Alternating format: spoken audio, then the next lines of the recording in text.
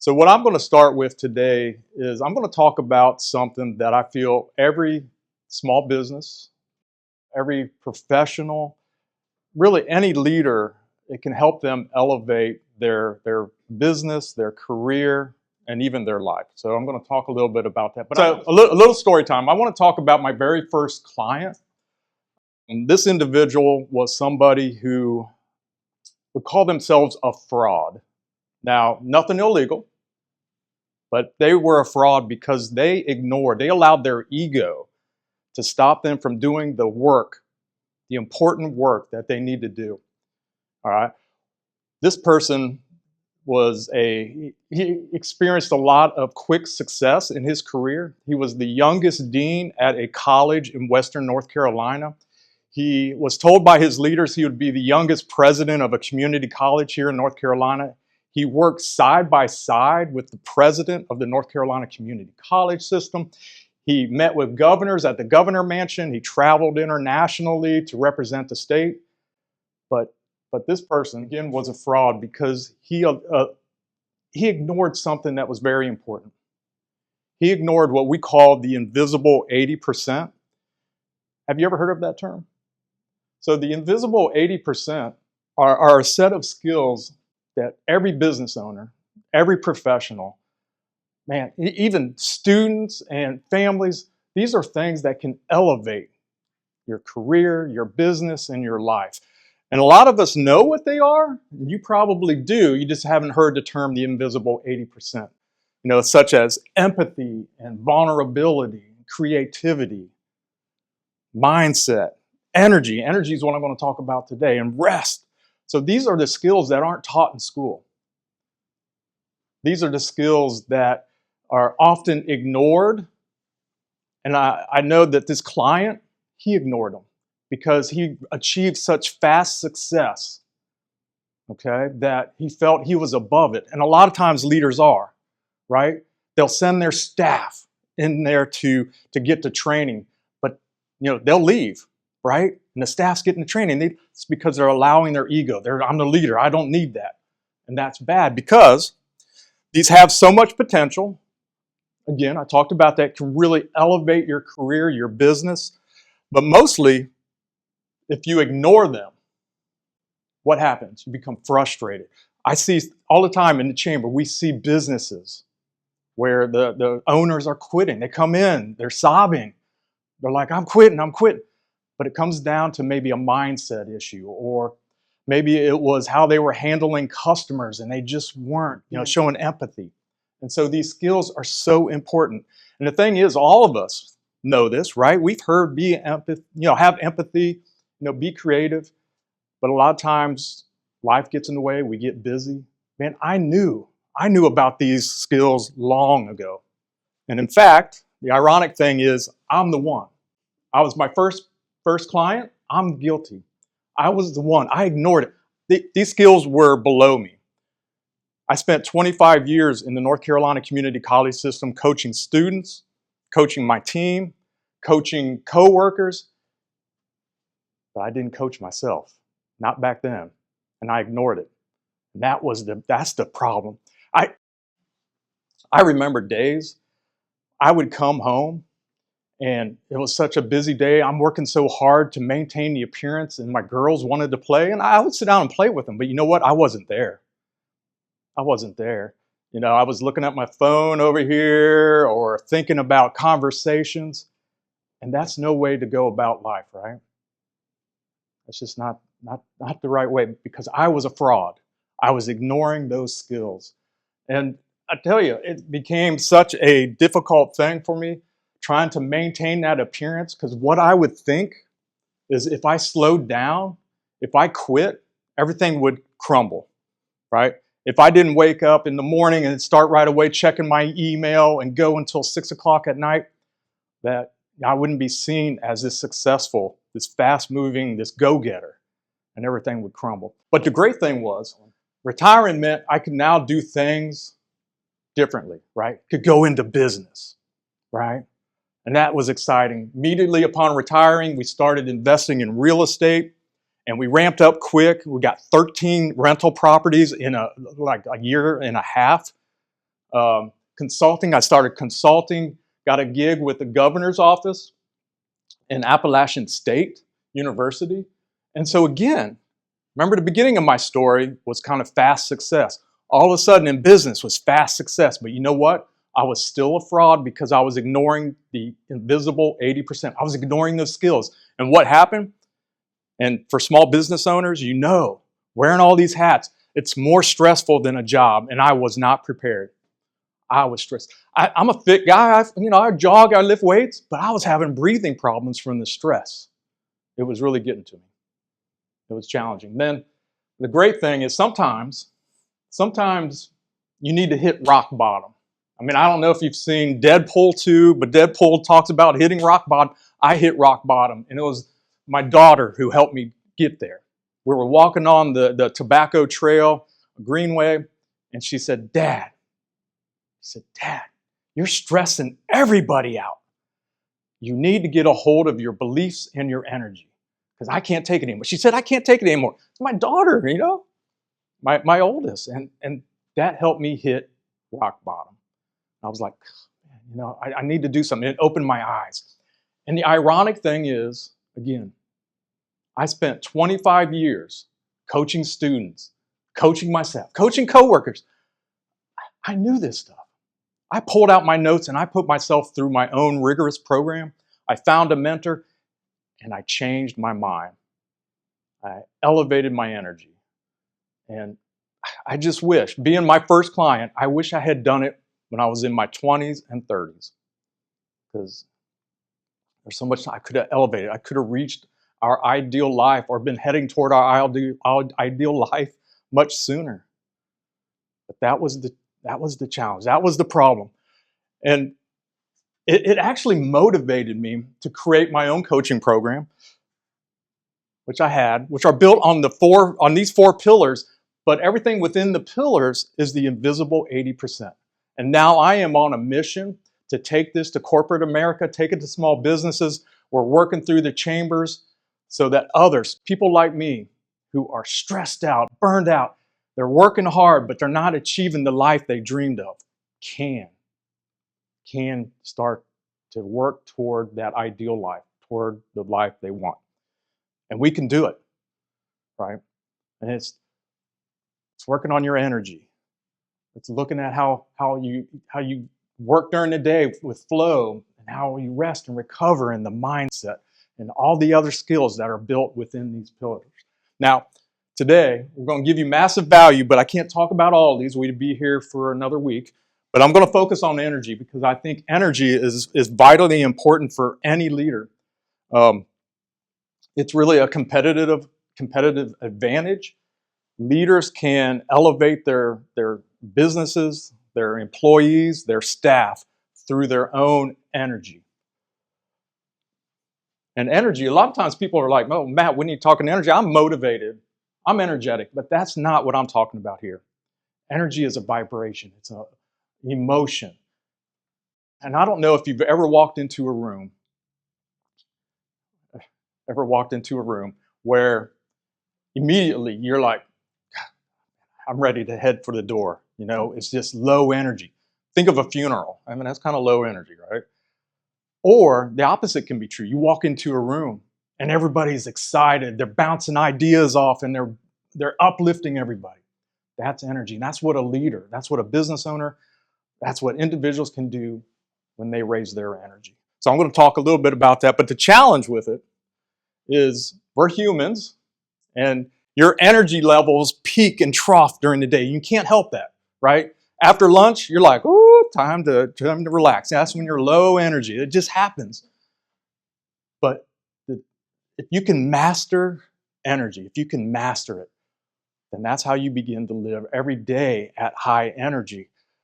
Our challenge, though, when we try to master it, is understanding what causes the troughs, what causes the drains, and what causes the gains. Because we want to understand these, because we want to do more things that raise our energy. And we want to limit the things that drain us. And there's a lot of different things that can drain your energy.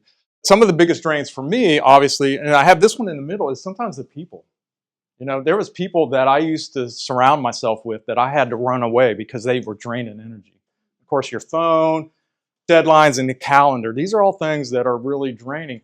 And Forbes magazine actually interviewed some top leaders, I don't know what companies, what were their things that really drained them, and the constant meetings and emails. Obviously, I think that one's pretty, but this one for small business, the context switching, because as a small business owner, you wear so many different hats, right? Your marketing, your sales, the content, you're dealing with customers. That just going back and forth can really drain your energy.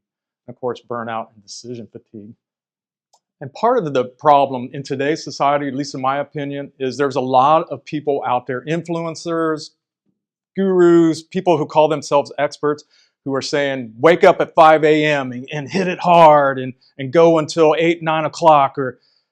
And a lot of this doesn't work. And the main thing I think a lot of gurus are ignoring is just our brain is a muscle. And a lot of times the hustle and grind just doesn't work. Time management. I think time management is a myth, and I'll talk a little bit about that here in a second. But breaks are a luxury? No, they're a necessity. Because again, your brain's a muscle, and I'm going to talk about that a little bit as well. So be careful who you listen to. One of the things that we have in our program, though, is the Energy OS, and it's about assessing, right? This is the challenging part, I think, for anything, is you've got to have data.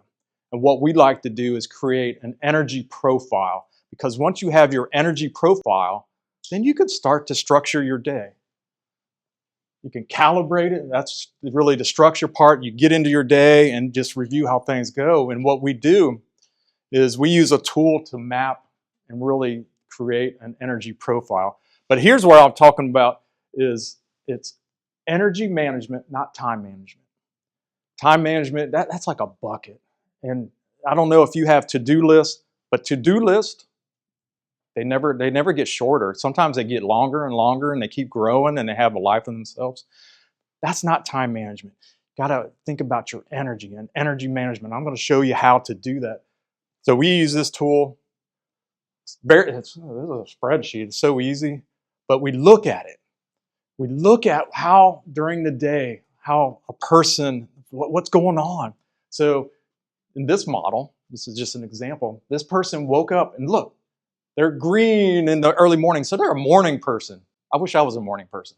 But that's when they're having high energy. And then they shift into some lower energy. And the red is their trouble spots, right? What's going on here? Well, that's right after lunch. That makes sense. Maybe they took an early lunch. Who knows what's going on? Maybe down here, it was arguments with their wife or their husband. Or, maybe children doing homework. There's things that drain. And what you look for are patterns, and you identify what are those triggers. What are the things that are causing the energy drains? But sometimes you can shift into high energy. What's causing that? Maybe it's the hug you gave your partner or your dog, right? Or whatever it is. But it's good to note that. So this is the data. A lot of people, this is simple, but it takes time and it takes dedication. When we work with people, that's what we're digging into, is to really get that energy profile. Because once you have that, again, you can begin to now look at your day, look at your week, look at your month. What you want to be is not pushing the boulder up the hill. You want to be in flow. You want things to move. You want things to be at high energy. A lot of times you just have to relax, and get into things and not force them. And one of the things we teach is what's called flow sprints. And these are 45 to 90 minute distraction-free blocks of time. So you go back to the little diagram. For this person, if they have a high quality project they've got to get done, when should they be doing it? When should they be working on it? Yeah, in the morning when they're high energy, okay? And in fact, what we teach is block that off, set an alarm. Don't go more than 90 minutes. Do not go more than 90 minutes. That's biology. That's about what our bodies can take. Get rid of any distractions. Close the door. Put a sign on your door, I'm on a call or whatever, and hit it for 90 minutes. And when that 90 minutes is up, stop. And we'll talk about why. but you stop. So that's what a flow sprint is. And this isn't my idea. Talking about flow sprints is out there. It's been proven. There's a lot of literature that you can get a lot done. If you know who Michael Jordan is, okay, and this kind of demonstrates it. Michael Jordan, during the 92 NBA Finals, he was in a zone. He was in flow. He was hitting every shot. He even had the flu and was killing it. That's what happens when you do these flow sprints. You get into the zone and time speeds up. And before you know it, you're doing more in less time. And that's key. All right, so that's flow sprint. But I said, when that alarm goes off, stop. And what do you do at this point?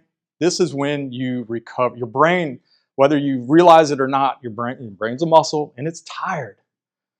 If you try to push through for a few hours, you're really not going to get much done. And again, the science is out there. The literature shows it's somewhere between 45 and 90 minutes for most people, and then they need a break. They need to recover. What are some cool ways to take a break? Go for a walk. Recovering. That's so important. Healthy snack. Meditate. I used to do this in my office. Close the door, turn out the lights, and just sit there in silence and just recharge. So whatever it takes, don't overlook it. Breaks are so important. And then really finally is mindset. I talked about how negative people can drain your energy. Well, if you're negative, if your mindset is a little jaded, that will drain your energy as well. And so we've got to work on that. We've got to identify limiting beliefs. We've got to eliminate that. We've got to think powerfully. We've got to be at a high, powerful state, because that's a high energy state, and that will elevate your energy. Okay? So when I talk to people, everybody has a decision, choice to make in life. You can stay on the path you are, hustle and grind, or you can install a new energy OS, a new energy operating system to begin living at a higher energy level. I hope most people choose this path, but I know some people resist it. I worked with people, I had leaders who resisted, who believed, again, like I did at one time, I'm above that invisible 80%. Nobody's above that. And so I like to focus on this, what we see when people, whether it's through my energy OS or something else, when they're living at a high energy, what happens is you become more clear about your goals. You have more vision. You take aligned action. You're not burned out. You're not worried about time. It's all about energy. I keep hammering that home. Energy, energy, energy. All right. So hopefully you'll begin to walk away from here and focus on that energy. Think about your days. Think about everything you're doing. Look to eliminate anything that is causing energy drains. Examine your life, your days, and see what you can do. See what you can eliminate to raise your energy, because it's one of your most valuable assets. Right? Let's work an example. Say you have an energy drain that's your mindset, right? I'll use me as an example, scarcity. Man, I was constantly thinking about money, right? I mean, we all do. But I had this worry that if your brain begins to make these stories that something was going to happen and I was going to end up living in a box underneath a bridge. It's just ridiculous. But what that really was, when I worked back, those thoughts that were created in my head was a belief. I had to change that belief. I had to make a decision, a new decision, that I'm going to be wealthy. Abundance and opportunities come to me. And then this next step is I began to stack evidence in my life that showed opportunities. I mean, I had a lot of fast success. Those were opportunities that came to me. I had all the evidence. Why was I so worried about that scarcity? There's no reason. What happens is when we're young, we have a lot of these beliefs that are imprinted upon us, and it's dealing with them. When we get old, it's like, oh man, you have, thanks mom and dad, all the beliefs they had, sometimes they're given to us and we have to deal with it. And so a lot of times with the energy drains, you've got to look at what's the cause. If it's a limiting belief, You can address it. There's things you can do. If it's a person, maybe you step away from that person. If it's a habit, sometimes we develop habits that we think can lead us to getting more done or to success, but you got to look at it. Is that a good habit or is it a bad habit? And how can I change that? So it's not easy. This work isn't easy. It takes a lot of honest, like really looking at yourself and being honest with yourself about what's going on and how you're dealing with it. I do believe, I think some of the other people in here believe that we do create our own reality through our beliefs and our thoughts. Something that I was taught is that beliefs develop thoughts, create thoughts. Thoughts equate or develop emotions. So like if you're feeling stress and anxiety, it's because of some thoughts, which you could trace back to your beliefs. But those emotions lead to actions or inaction. And those actions create outcomes. Well, the outcomes are our reality. If we're in a loop that's nothing but negativity and stress and anxiety, what's our outcome going to be? It's going to be a stressful outcome. It's going to be a stressful life. So we have to work back and figure out what those beliefs are to change them.